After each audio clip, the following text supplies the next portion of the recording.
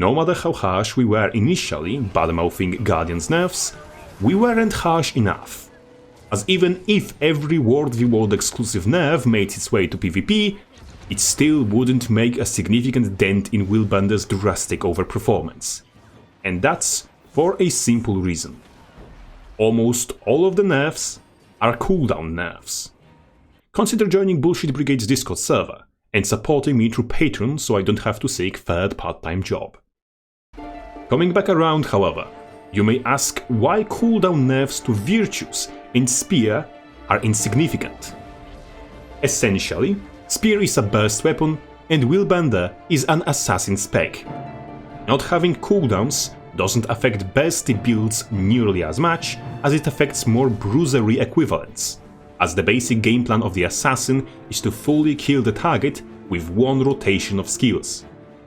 Not to mention, Kill Your Rush stores ammunition, so you'll still have 2 uses of it in every typical engagement.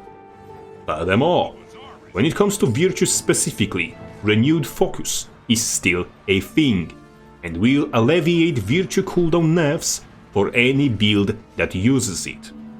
Congratulations, ain't it? You nerf the cooldowns of a burst assassin with cooldown resets.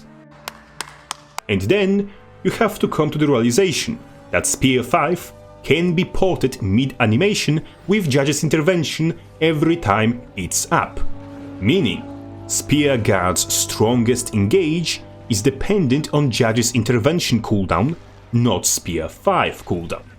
Cooldown nerfs will make it more likely Willbenders that screw up severely will be punished for their screw-ups, but it won't change the fact that you have to either punch way above your league or play with your hands tied behind your back to even find yourself in a situation where you can be punished when you play as a Willbender, and that's due to how bloated with utility Guard's toolkit is. Allow me to provide an example. Guardian's Symbol of Luminance and Warrior's Staggering Blow are both applying minuscule AoE knockback that sets up for further damage. Now imagine if Staggering Blow also granted AoE resistance regardless if it hits or not, dropped a well on the ground pulsing weakness and damage, and empowered every hammer skill. And here comes the simple rhetorical question. Is all of this at the same time something that one weapon skill should do? There are elite skills in this game that do less. Think about it for a while. Moreover, you can precast Spear 3, cast Spear 5, port it, Judge's intervention will remove Aegis or blindness from the equation, knockback guarantees rushing justice will hit, and because of pulsing damage fields you drop, Relic of Stormsinger, auto procs. Then you follow up with Spear 2 casted in place, and if target isn't dead yet, Crushing Courage on top of them, Solar Storm, Whirling Light, switch to swords, and face roll.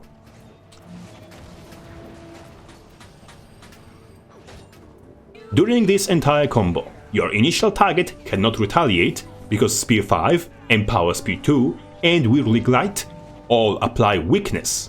You generate almost every boon in the game, including those which negate damage and conditions, you passively lose conditions, and with the damage output you have, your entire kit sums up to almost 80,000 damage against a target with higher armor than base armor of all heavy classes, meaning it will deal even more damage against an actual player. Last time we had something like this even possible, it was on Sikkim Soulbeast. It was more risky to perform, had shorter engagement range, required more setup, and it got 1 wolfpack damage more than halved as soon as Arena Nerds noticed. In Guardian's case, however, which does the same while being much safer to play thanks to the fact that he gets Prot out of ass, Aegis out of ass, Resolution out of ass, Dashes out of ass, and spam blinds and weakness, not to mention Universal Panic button that resets cooldowns. In his case, Arena Nerds nerf damage of a weapon that isn't even involved in highest possible damage setup. Once again, it seems, on a team of 3 people and a potted plant, it's the plant that's been in charge of Guardian nerfs. But there is at least one change that was seemingly made by a human being, with understanding of Guild Wars 2 as a game. SWOT 5 losing slow and getting its immobilize put on first, not second hit. So, if you use it brainlessly against a target with Aegis, you no longer immobilize said target. Finally, guard mains will have to at least occasionally deal with their own signature bullshit. We need more nerfs like this one, and less nerfs designed specifically to take up space on screen whilst having lowest possible impact on spec's actual performance. Anyway, a big sign of gratitude towards all the generous Patreon supporters continuously considering my dubious quality content worth their money. You're all truly welcome. Crapface out.